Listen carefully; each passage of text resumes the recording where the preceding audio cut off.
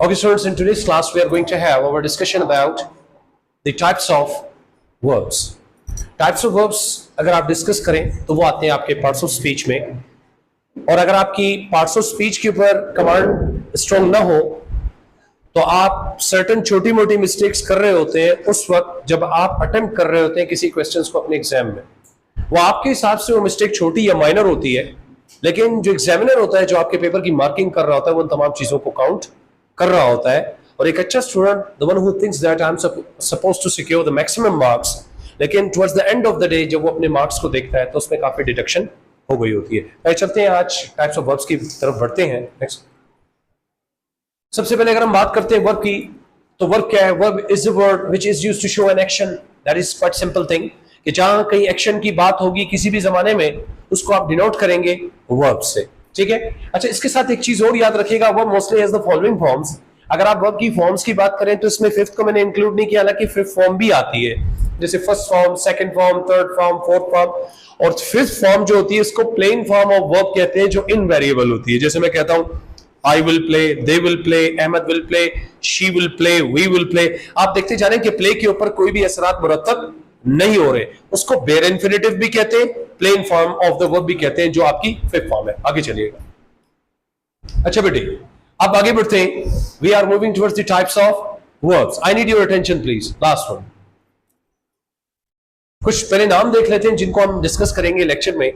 Regular verb, irregular verb, neutral verb, traveling verb, linking verb, transitive verb, intransitive verb, transitive and intransitive verb, ditransitive verb, finite verb, non-finite verb, modal, auxiliary verb, phrasal verb and hypothesis verbs। ये वो verbs हैं जो आप लिख भी रहे होते हैं, बोल भी रहे होते हैं, लेकिन कुछ सर्टन डेफिशिएंसीज की वजह से आपसे मिस्टेक्स बार बार हो रही होती हैं। तो आइए पहली टाइप की तरफ चलते हैं। That is a first type, regular verb. पीछे वाला ही था जी। We are going to talk about regular verb. What is the regular verb? These are those verbs which are changed from first into second and third forms by the addition of D और ED. देखिए, ये वो बार बार मैंने start में ही कहा कि अफ़ाल के अंदर काफी, या वर्ब्स के अंदर काफी मिस्टेक आती है। और अब भी अगर किसी स्टूडेंट्स या बहुत अच्छे स्टूडेंट से पूछ लिया जाए, वो ये लिख तो अच्छा लेगा, लेकिन जब टाइप से बात करेंगे there will be certain problems in explaining that particular verb. तो बेटे, अब जो मैंने रेगुलर वर्ब की बात की और उसको एक्सप्लेन किया, तो मैंने कहा these are the verbs which are changed from first into second and third forms by adding D और ईडी। अब डी कहां लगाते हैं बेटे? जहां ऑलरेडी ई पहले से मौजूद हो।